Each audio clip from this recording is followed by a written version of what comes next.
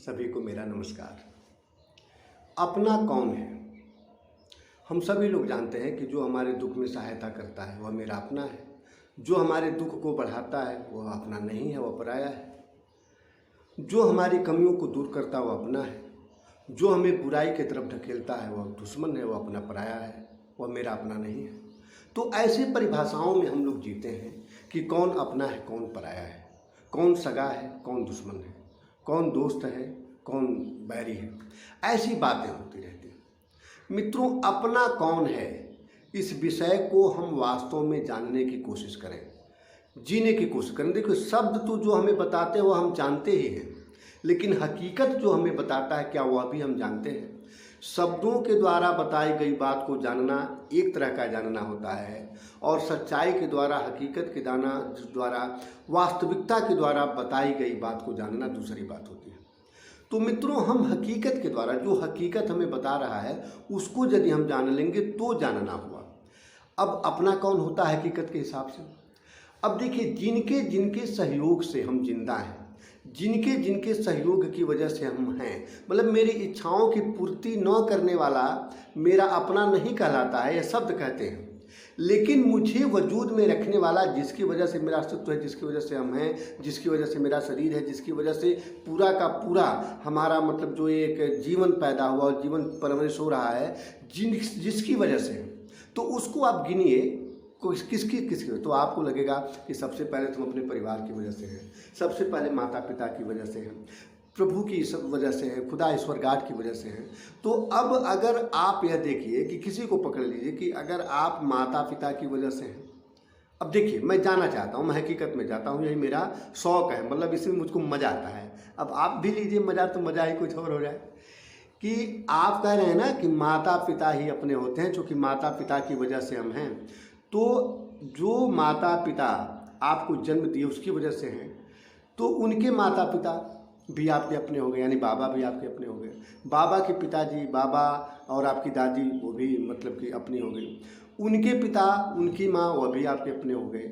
मतलब आप बढ़ते चले जाइए। अभी तो आपको दो माता पिता आपको अपने दिखाई दे रहे हैं ना, दो और जोड़ेंगे 4 हो गए, और जोड़ेंगे 6 हो गए, और जोड़ेंगे 8 हो गए, और पीछे जाइए 10 हो गए, और पीछे जाइए 12 हो गए, और पीछे जाइए 14 हो गए, 16 हो गए, 18 हो गए, 20 हो गए। ये तो समय लगेगा जोड़ने में। लेकिन आप देखिए कि आज धरती पर जो 800 करोड़ की आबादी है, पहले तो जरूर 2 व्यक्ति रहे होंगे ना, चाहे एक ही व्यक्ति रहा। हालांकि जीवन की उत्पत्ति के विषय में तमाम चीज़ें हैं, लेकिन जैसे भी जीव की उत्पत्ति हुई, जैसे भी मनुष्य के जीवन की, मनुष्य के शरीर की उत्पत्ति हुई, जिस भी वजह से, लेकिन मनुष्य तो पहले एक पैदा हुआ, 2 पैदा हुए, 4 हुए, 3 हुए, 10 हुए, 15 हुए, 20 हुए, ऐसे होता चला गया। तो मतलब जो हमारे पिताजी, हमारे माताजी हैं, वे, उनको हम देखते चले जाएं तो पूरे मानव जात की वजह से हम हैं। पूरे 800 करोड़, पूरे 850 करोड़ की वजह से हम हैं।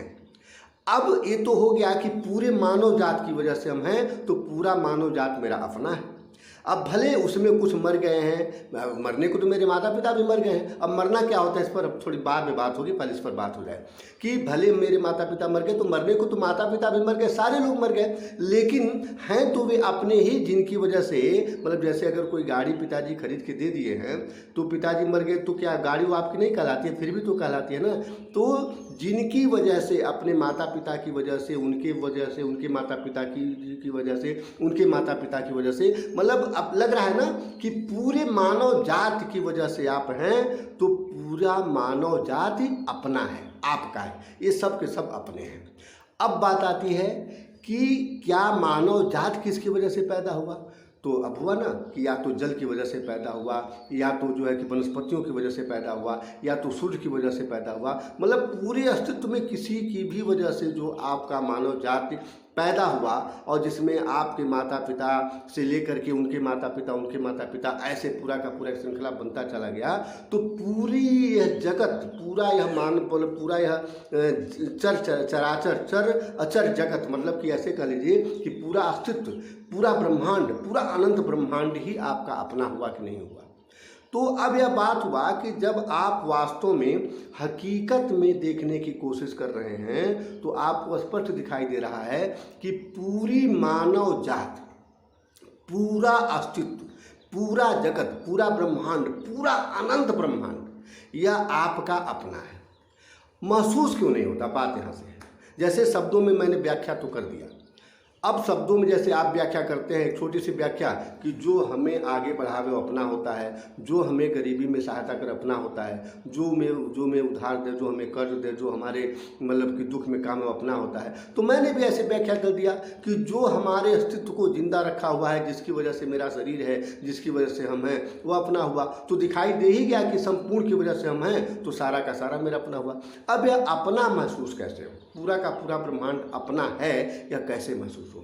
यह महसूस ऐसे होगा मित्रों कि जब हम थैंकफुल बनेंगे, शुक्रगुजार बनेंगे। वास्तव में हम तो कृतज्ञ हैं ना, कि किसी के किए गए एहसान को मानते नहीं हैं, मतलब नहीं मानते हैं तो मुझे अपना नहीं दिखाई देगा।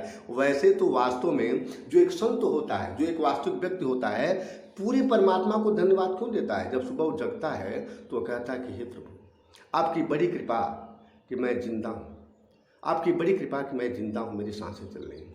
वह पूरे अस्तित्व को धन्यवाद दे रहा है।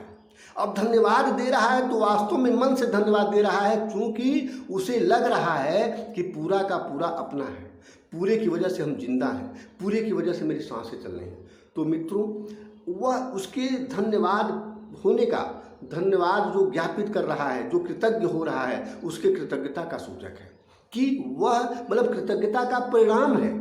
एक संत का जीवन कृतज्ञता का परिणाम है, एक वास्तविक व्यक्ति का जीवन कृतज्ञता का परिणाम है, एक सफल व्यक्ति का जीवन कृतज्ञता का परिणाम है। आप देख लीजिए कि जितने भी लोग अपने मकसद में कामयाब होते हैं वह कृतज्ञ होते हैं। माता पिता के कृतज्ञ होते हैं, अपने गुरु के प्रति कृतज्ञ होते हैं, दुकानदारों के प्रति कृतज्ञ होते हैं, बुक सेलर के प्रति कृतज्ञ होते हैं, रिक्शा वाले के प्रति कृतज्ञ होते हैं, कहीं ट्यूशन पढ़े उनके प्रति कृतज्ञ होते हैं, किसी ने थोड़ा भी हेल्प किया उनके प्रति कृतज्ञ होते हैं। हर एक के प्रति उनके अंदर कृतज्ञता का भाव बहता रहता है। तो हमें कृतज्ञ, क्योंकि हम कृतज्ञ नहीं हैं, आप कृतज्ञ बने, मैं कृतज्ञ बनूं, हमारी कृतज्ञता कहाँ से आएगी? हमारी कृतज्ञता इस भाव के प्रति पूरी तरह से समर्पित हो जाने से कि जो भी है वह सारा का सारा वास्तव में अपना है, सारे के सारे की वजह से हम हैं। और यह हमारा जो अपना मतलब कि वास्तव में जो सब लोग अपने हैं, पूरा ब्रह्मांड अपना है, इसके प्रति हम कृतज्ञ हों, उसके प्रति हम धन्यवाद दें, हम अपना धन्यवाद ज्ञापित करें, हम नतमस्तक हों, हमेशा हम विनम्र हों। इसी को विनम्रता कहते हैं। विनम्रता का मतलब यह नहीं कि आप किसी के सामने झुक जाइए, विनम्रता का मतलब है कि आपका मन झुक जाए, आपका हृदय झुक जाए, आप अंदर से झुके रहें पूरे के प्रति कि संपूर्ण की वजह से मैं हूँ। तो मित्रों, अपना महसूस करें। आप अपना भाव यदि आपके अंदर महसूस होने लगेगा तो वास्तव में जो अपना का भाव है या आपके अंदर सरलता, विनम्रता, कृतज्ञता, एक तरीके का मतलब कि इस तरीके की सरलता, सहजता पैदा करेगा कि यह आपके लिए साधना बन जाएगी, यह साधना उपलब्धि हो जाएगी और आप जीवन के बहुत ही एक तरह से ऐसे पुरोधा बनेंगे कि मतलब कि आपको दुश्मन तो दिखाई देंगे। वो तो लगेगा कि जैसे कोई हमारा खेत मतलब कि जोत लिया है, कोई हमारा उधारी का पैसा नहीं दे रहा है, चाहे कोई हमारे साथ व्यर्थ की दुश्मनी कर रहा है, वह लगेगा कि वह दुश्मन है, परंतु अंदर से महसूस होगा कि अभी अपने शरीर का हिस्सा है, अंग है, अपना है। तो अपना महसूस करते हुए जब किसी से दुश्मनी भी लेते हैं तो उस दुश्मनी की बात कुछ और हो जाती है। अब पराया महसूस करते हो, अंदर से भाव है पराया, और आप किसी से दोस्ती भी किए रहें तो वह तो वही बात हो गई कि मन में राम बगल में छुरी, ऐसी बात हो जाती है। इसी को कहते हैं ना कि मतलब अंदर से भाव है कि यह गैर है या दुश्मन है, लेकिन ऊपर से हम बिल्कुल आरोपित कर रहे हैं कि you are my best friend. तो अब तो क्या होता है? तो यही चीज़ है कि अंदर बैठाना है हकीकत को। जब अंदर हकीकत बैठा लेंगे तो बाहर की समस्याएं अपने आप खत्म हो जाती हैं।